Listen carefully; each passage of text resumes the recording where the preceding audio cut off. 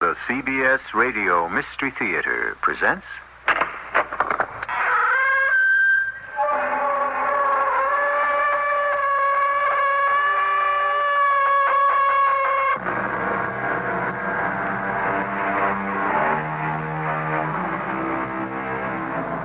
Come in. Welcome. I'm E.G. Marshall. Many of us in our work reach out for the unknown. A scientist involved in research is sometimes astounded by the results of his experiments. They turn out in ways he would never have predicted. Likewise, a detective looking for clues in an unsolved crime must be prepared for any development, even the most unexpected.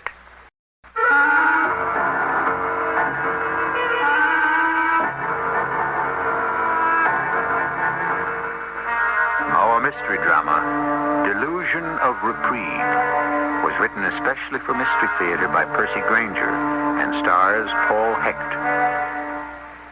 I'll be back shortly with Act One.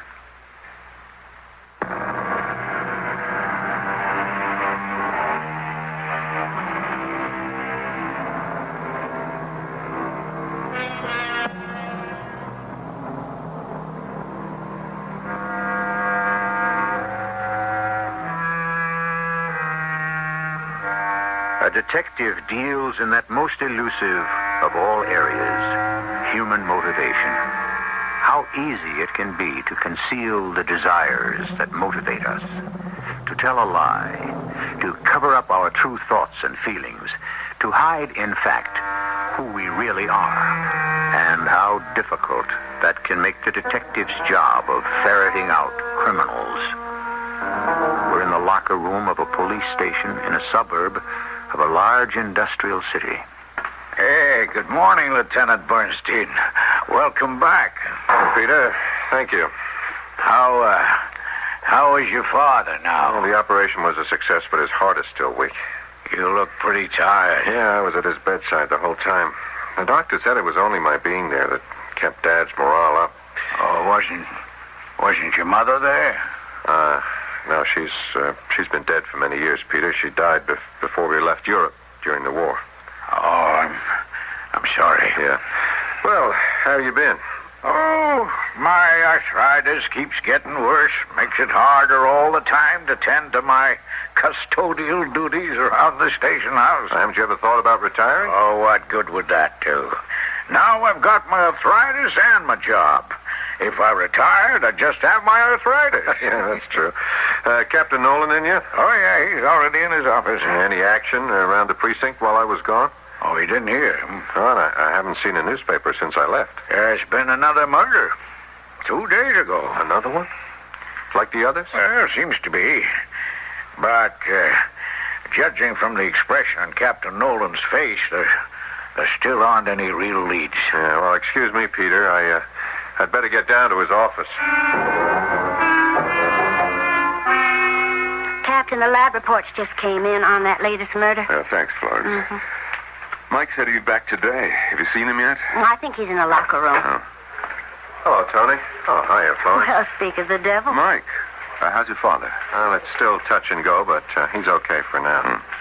Did you hear we've been visited by the phantom murderer again? Yeah, Peter Fleming told me. If you gentlemen will excuse me, I'd better get back to the front desk. I'm glad you're back, Mike. Thanks, Flo.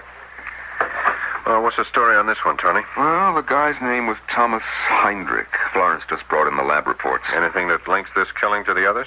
Same method. Shot from the front at close range. Yeah, like the killer might have known him. Or wanted to confront it for some reason before pulling the trigger. Yeah, what does ballistics say? Well, the bullet that killed Heinrich came from the same kind of semi-automatic pistol that was used on the others.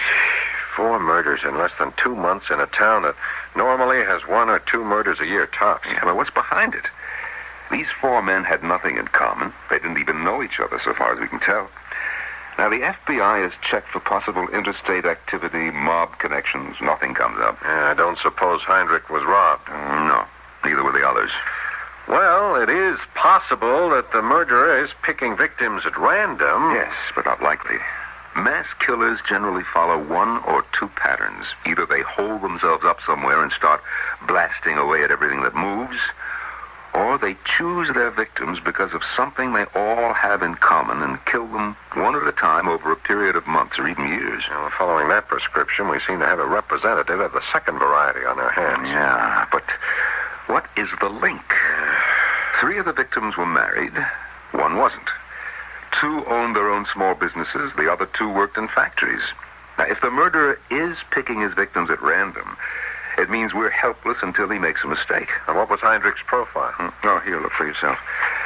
He seems to have led a simple enough life. A hard-working, middle-class guy. Owned his own paint store. Nothing out of the ordinary.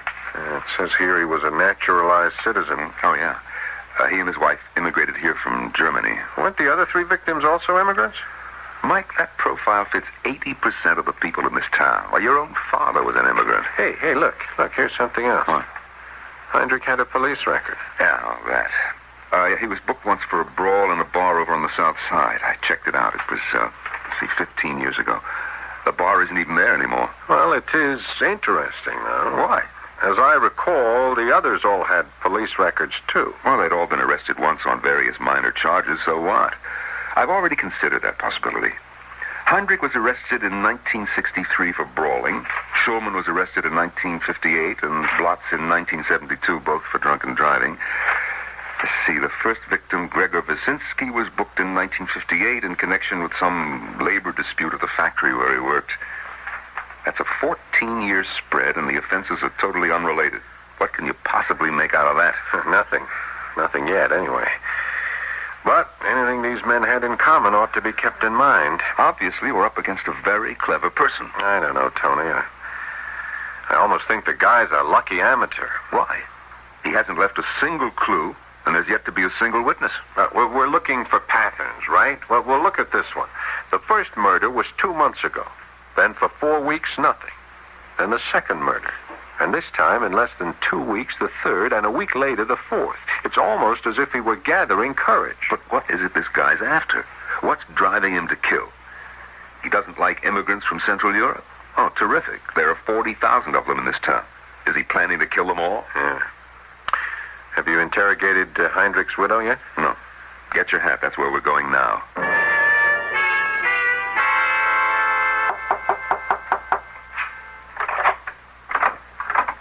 Yeah? Who is it? Mrs. Heinrich, it's Captain Nolan from the police department. Oh, yeah. I have been waiting for you. Come in. This is my associate, Lieutenant Bernstein.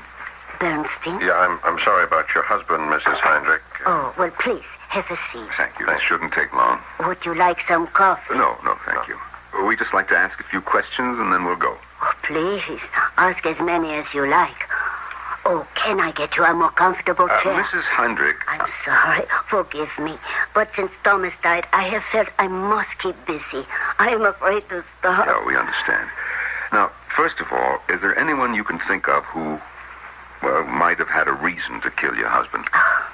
That is a question I have asked myself 100 times. And every time the answer is no. I can think of no one. Did he have any outstanding debts? None.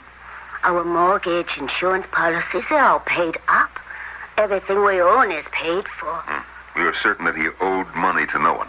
I was the bookkeeper for our household and the store captain. No, I am certain. Miss Heinrich, did your husband have any habits? Habits? I mean, did he play the horses? Did he gamble in any way? Well, he bet sometimes on sports events, but never more than a few dollars. And only with friends, people he knew. Oh, he fancied himself an expert on American football. Mrs. Heinrich, in the few days before he was shot, was his behavior any different? How do you mean? Or did he seem in any way upset? Or... What do you mean? Did he act as if he expected to be killed? Oh, no, Lieutenant. He never expressed any fears or doubts to you about his safety? No, why should he? Thomas lived an open, honest life. He worked hard. He had nothing to fear. Do the names Hans Schulman, Henry Blotz, or Gregor Wyszynski mean anything to you? They do not sound familiar. Why? Those are the other 3 men who have been murdered. Oh, yeah. We read about them in the papers. No, Thomas did not know them. Are you aware that your husband was arrested once? He was. Yeah, he got into a fight in a bar. Oh, that. Yes, I remember. But that was years ago. Well, we have to follow all leads, Mrs. Heinrich. Did he ever tell you what the quarrel was about? Yeah. It was because of a disagreement about a football game. He still did not know the rules so well then. I see. Well, I think that's all we have to ask you. Oh, must you go? Wouldn't you like to stay for some coffee? It would be no Mrs. trouble. Heinrich, let me ask you one more question. Huh? Do you think that your husband was deliberately murdered for a reason or shot down at random? A friend of Thomas once said he had a genius for living an ordinary life. He read the newspaper and never held a grudge. His ambitions were modest, and he knew how to be happy. Now, why should anyone want to kill such a man? I don't know, Mrs. Heinrich. That's what we hope to find out. Good day. Good day, Captain. Thank you for coming to see me. Well, still nothing. Yeah. Nothing concrete to go on. Let's go. Just a minute, Tony. Something's trying to click. What? Did you notice the way she looked at me? And when you introduced me, her eyes dropped to my nameplate. For just a split second, a look came into her eyes. Yeah? I've seen that look before, Tony. I was a small kid in Europe. What look? What are you getting at? My name. My name, Tony. Bernstein. Oh, since when did you become so sensitive? I don't care what she thinks of me, Tony. That's not the point. The point is Europe. What do you mean? It's the link that we're looking for. We've only gone into the murdered man's backgrounds in this country, but what if they knew each other before? Yeah, there's a whole possibility we've been overlooking. Hey, wait a minute. What are you doing? A couple more questions for Mrs. Heinrich. Oh, you are still here. Mrs. Heinrich, what nationality are you and your husband? Why, American. But before you came to this country. German. And what business was your husband in? He had his own paint store. And before you immigrated? Before?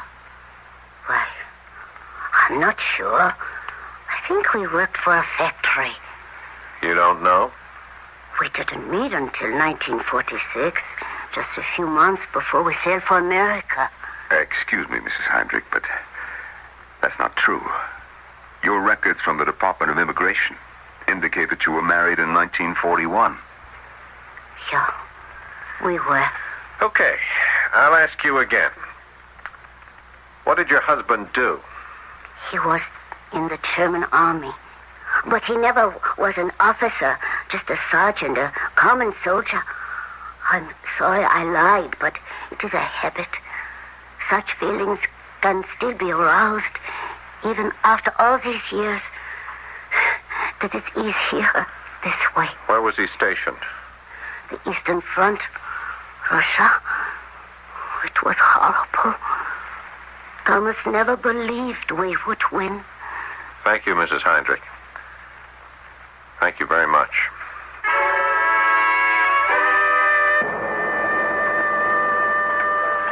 Oh, Florence couldn't leave the front desk, Lieutenant. She asked me to bring you the files on those 4 murdered men. Oh, thanks, Peter. Peter, would you stop by my office tomorrow morning before work? I've got to speak to you about something. Why, certainly, Captain. Thanks.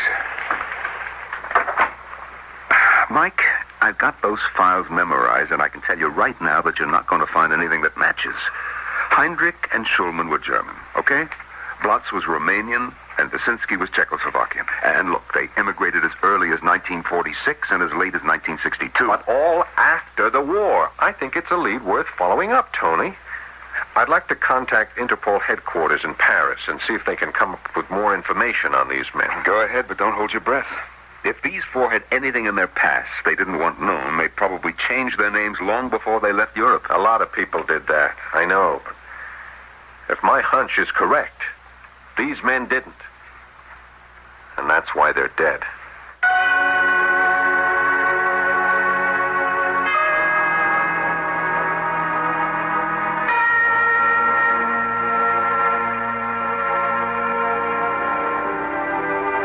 Millions of people had come to this country in search of a new life. Most have found it, and in the process have left their old lives behind forever. Now today, we're hearing a great deal of talk about people who would like to go back and rediscover their roots. Would our 4 murder victims have been amongst those people, or would they have preferred the earlier chapters of their lives to have remained a closed book? I shall return shortly with Act 2.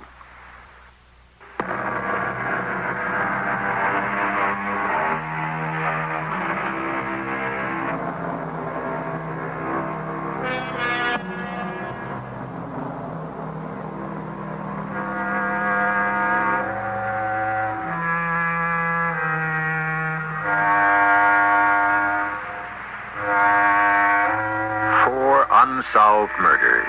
4 men who apparently did not know each other, who apparently had nothing in common except the manner in which they died, all killed by bullets from the same gun.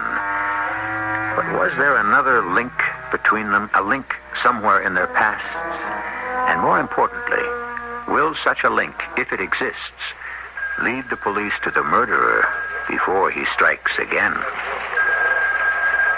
Oh, Mike. Oh, hi, Florence. There's a rather large envelope here that's got your name on it. Oh, thanks.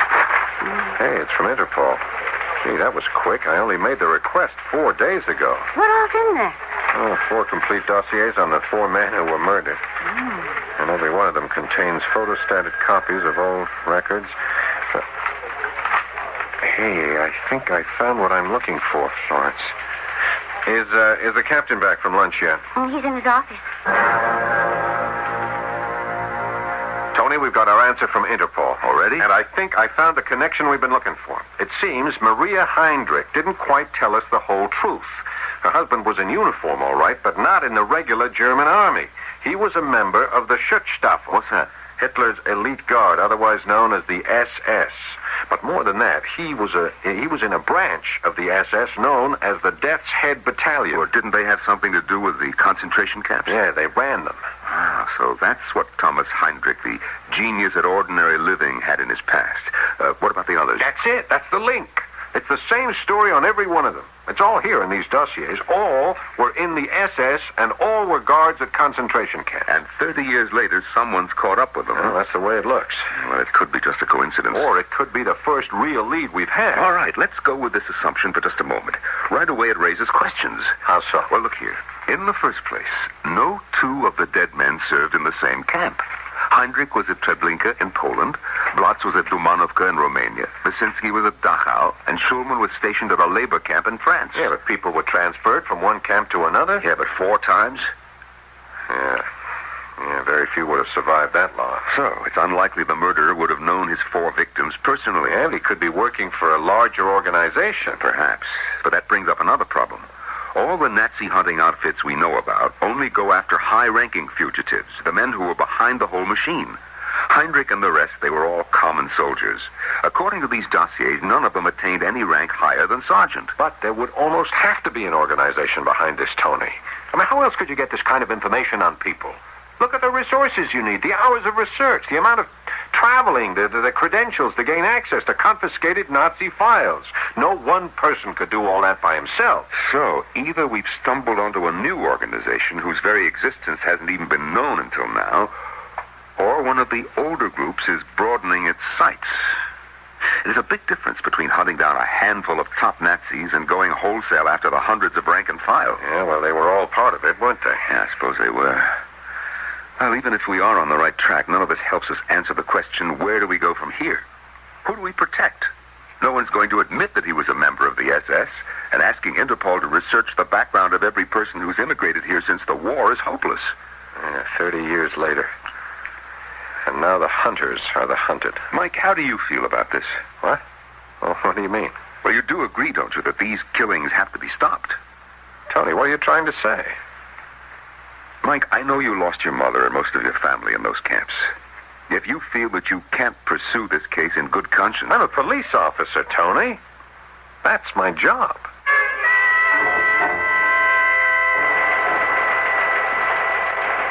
Hey, afternoon, Lieutenant Bernstein. Oh, hi, Peter. Do you mind if I go ahead with my cleaning up? No, go ahead. Is, something the matter?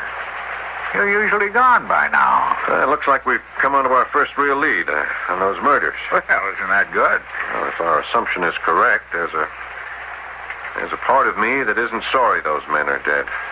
Does it surprise you to have such feelings? I was brought up to respect the law, Peter. Religious and secular. And now you're afraid, huh? Afraid? Well, that inside the man you've been taught to believe you are, there lingers the shadow of a primitive ancestor. Yeah. The one who said an eye for an eye. Well, there are always two possibilities to everything, aren't there? Maybe. But I don't see how it helps. Well, the lead you've discovered, either it's correct or it's incorrect, right? Right. Now, if it's incorrect, you've nothing to worry about. And if it's correct? You have no way of knowing that for certain until you caught your criminal, right? Right. So why worry about it now? You know, Peter, I had a great-grandfather who reasoned the way you do. Well, you see, it helped him to live to be a great-grandfather. He died in a concentration camp. His reasoning did him no good there. How do you know? The mind is a wonderful thing. It can lift us out of the heaviest chains. Of course, the mind can also be unbelievably stupid and decide quite arbitrarily that a person is unfit to work because of his age. What? Oh, that talk I had with Captain Nolan this morning. Apparently there's a new law that makes it mandatory for certain state employees to retire at 65. Oh, gee, I'm sorry to hear Well, I that. told the captain the law didn't apply to me. I'm not 65. I said I'm 73. You know, the silliest thing is, if you applied that law to the judge who upheld it, he'd have to retire too. Yeah. Well, there must be other things you could do, Peter. You're obviously an educated man. Oh, in my native Holland, I was a doctor of jurisprudence. But when I came to this country, I was too old and too lazy to set about learning a whole new legal code. And this job means a lot to you, doesn't it? When you leave here at night, you go home, don't you? But I have no home to go to. Just a hotel room I rent for the month. Hey, I never knew that, Peter. Oh, it's not so bad. See, I've come to consider the police station like a home. The various rooms are like parts of a house, and you and the others, well, you're just like my family. You don't have any family of your own? No, they're back in the old country. Well, don't you keep in touch with them? If you'll excuse me, Lieutenant, I'd better get on with my work. Look, I'm sorry, Peter. I didn't mean to pry. Oh, that's all right. Yes, it's late. I should be getting... I should be going, too. Good night, Peter.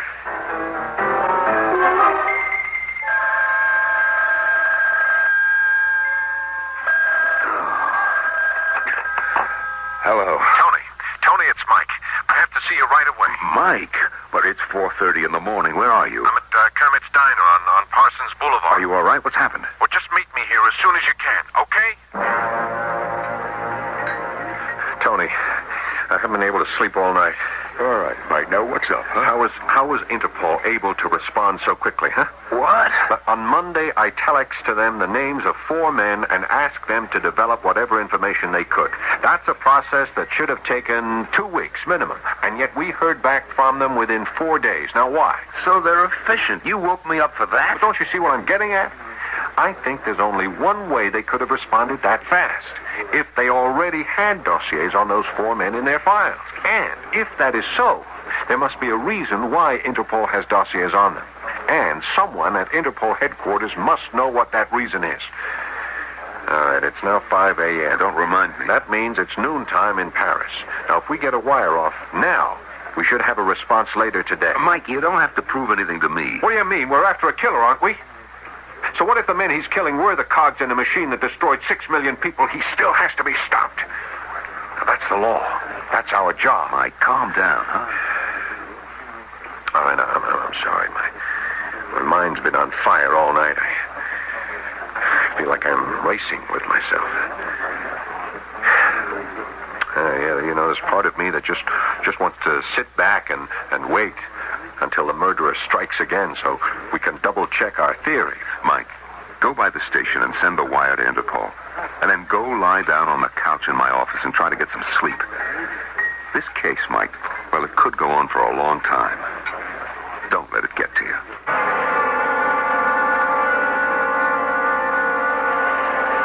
Anything yet, Forrest? Oh, relax, Mike.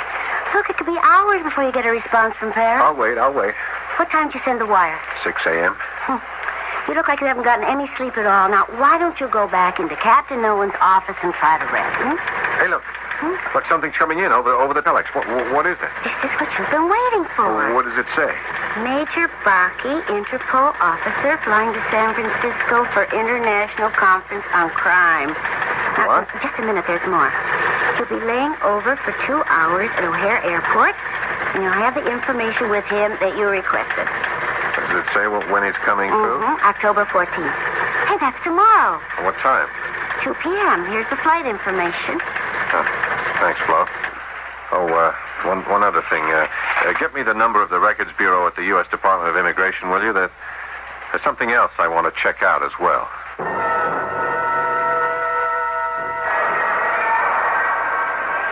Lieutenant Bernstein? Yes, Major Baki. How do you do? I'm sorry my flight was late. Yeah, I appreciate your cooperation, Major. Shall we have a seat over there? If it is all the same to you, I prefer to stay on my feet. I have been sitting on a plane for 8 hours. Of course. The information you desire does not come from my department, but I have been briefed, and I hope I can answer all your questions. Now, you wish to know about certain Interpol dossiers. Yes, I do. Tell me, did they exist prior to our department's request for them? Yes, he did. And why? Why? Oh, that is very simple. Because we had already been asked to investigate his men some months before. But in fact, we were asked for information on many more men, not just these 4. You were? Yeah, I have brought a copy of the list with me. Here it is. Thanks. Why are some of these names crossed out? Those are the persons we could not trace, for whom no records could be found. In the war, Lieutenant, many things were lost. Yeah. Why do some of these names have another name beside them? Some of these people changed not only their country, but their identity. And how were you able to trace them? Through their fingerprints. The original request was accompanied by certain information on the persons, including their fingerprints. Yeah, of course. That's why only people who'd been arrested have been killed. Pardon? The person who requested these investigations, do you have his name? I should have the order here somewhere. Did you say these men are being killed? Yeah, 4 of them are now dead. So the others, they are in danger too. Possibly. I see. And you think that the person who made the request... here's the order. Why, this is most strange. What? The person who asked for the investigations, he's from your own police department. What's his name? Nolan. Captain Tony Nolan.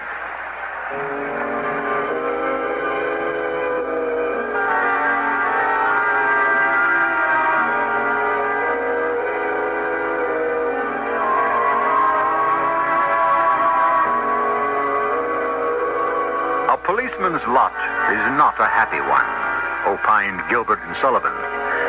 That is surely true for Lieutenant Mike Bernstein at this moment. The long and winding search for a murderer has taken him across 8,000 miles of continent and ocean, back through 30 years in time, and led him right into the office of the man with whom he works. I shall return in a moment with our final act.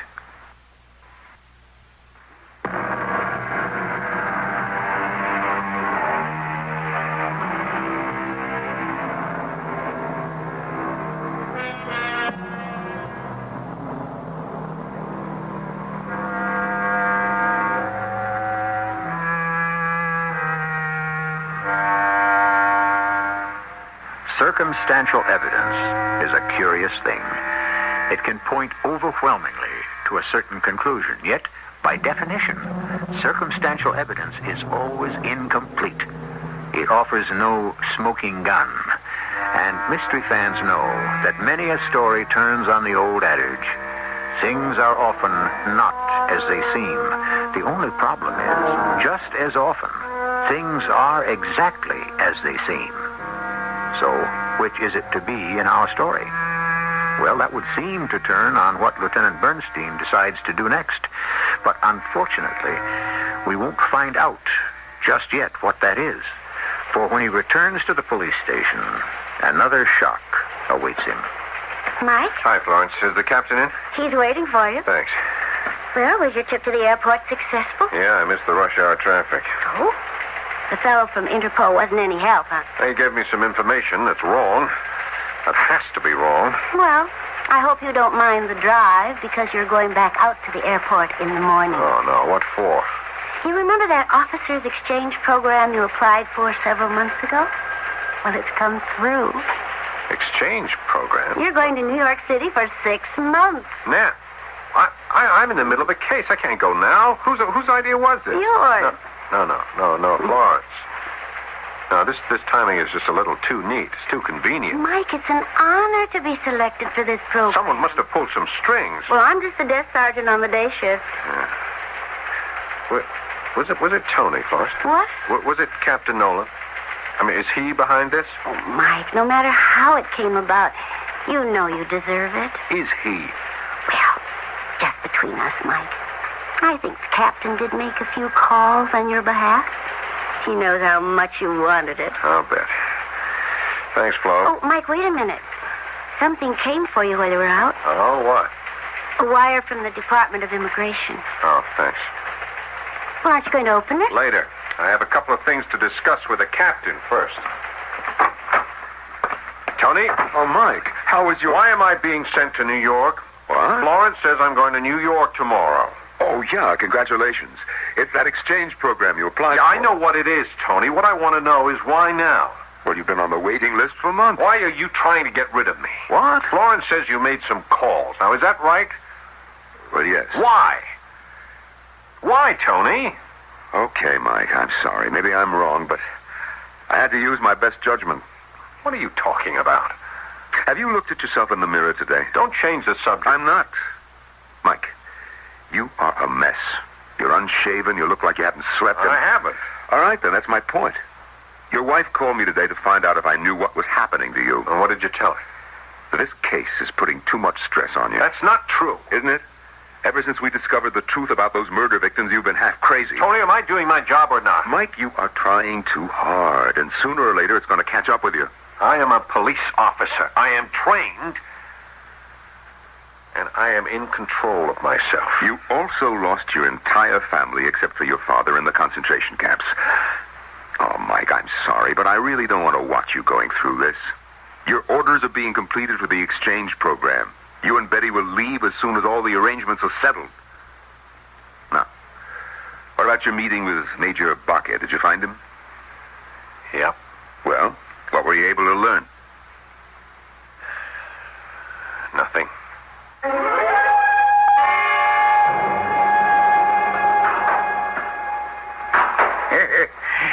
Evening, Lieutenant. Oh, evening, Peter.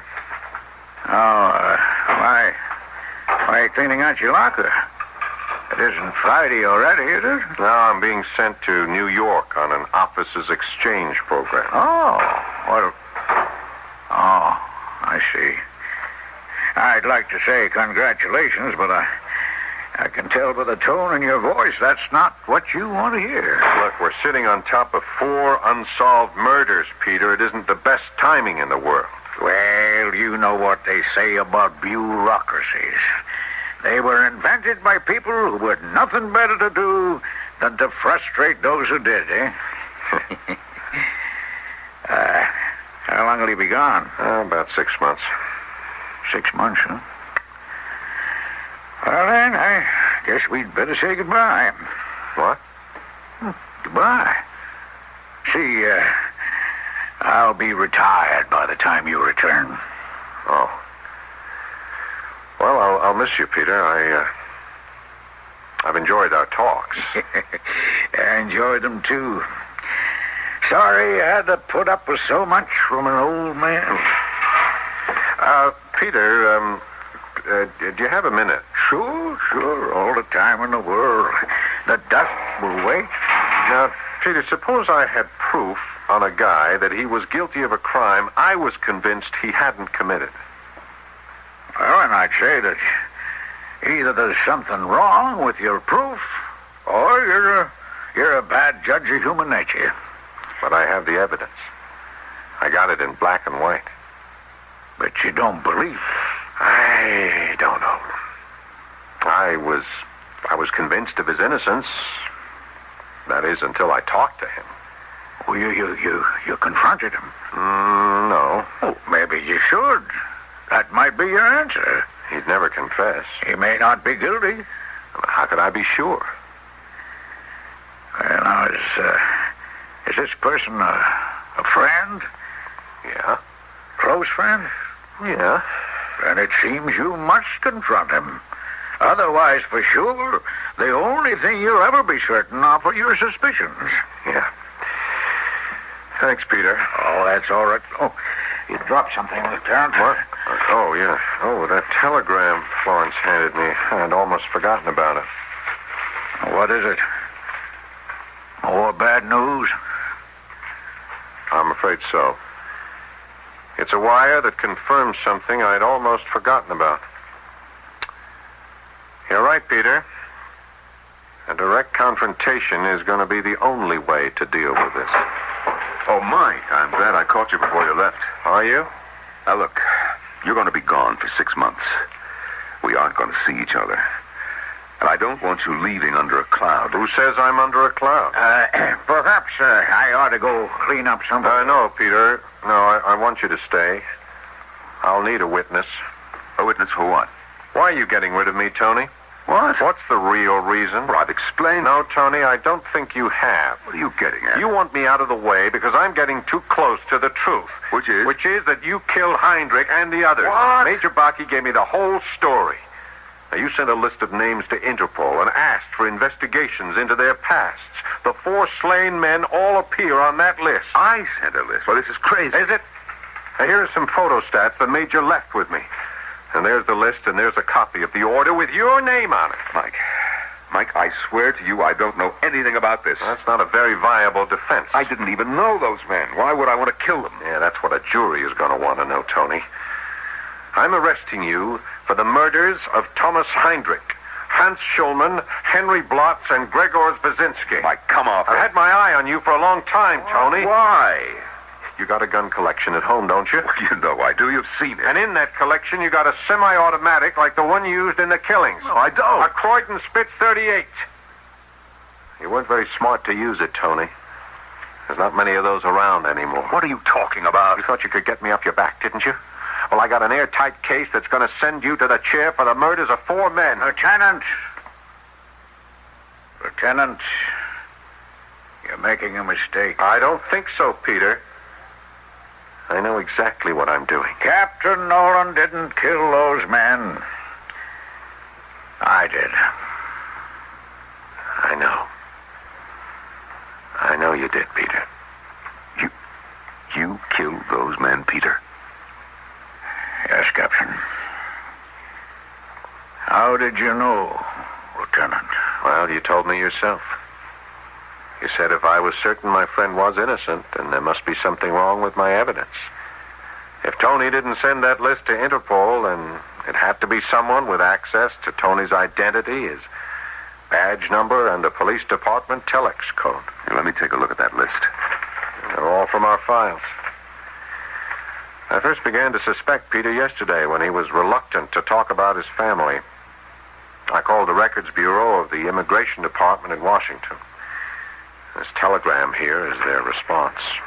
What does it say? It says they have no record of a Peter Fleming who immigrated from Holland. What's your real name? Obradovich. Piotr Obradovich. I'm from Poland. And your family? My family? Lost in the camps during the war. My wife, my 4 children, my mother and father. Even my brothers. And you were the only survivor? killed weren't responsible. They were from the very lowest echelons of the SS. The camps couldn't have been run without them, could they, Captain? Every person is responsible for his actions. Taking orders can be as much a crime as giving them. Mike, what was all this nonsense about my owning a gun like the murder weapon? I knew Peter would never just confess. But I didn't think he'd be able to stand by in silence while an innocent person was accused of his crime. I was right, Peter. Your sense of justice did run deeper than your thirst for revenge. The 4 men I killed lived for 30 years under the delusion that they had escaped all culpability for their crimes. And I disabused them of their delusions of reprieve. I have no right to expect to escape the same fate myself.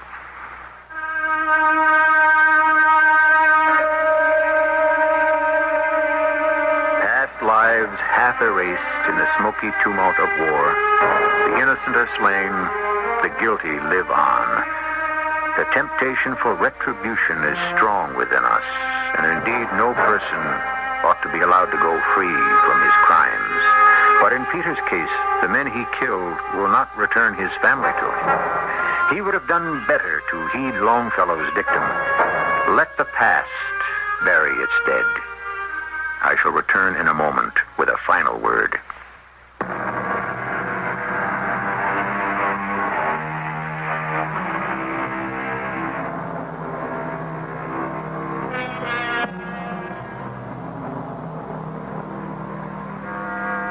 Many of us live more than one life during our time on Earth. Conversions can change the man into a beast, and the beast into a man. But we are wrong to lay the praise or blame at the doorstep of circumstance. For each of us carries within himself the whole range of possibilities of the race, and therefore we must, as Pyotr Obradovich said, assume the responsibility for our own actions. Our cast included Paul Hecht, Norman Rose, Evie Juster, and Ian Martin. The entire production was under the direction of Hyman Brown. This is E.G. Marshall inviting you to return to our Mystery Theater for another adventure in the macabre. Until next time, pleasant dreams.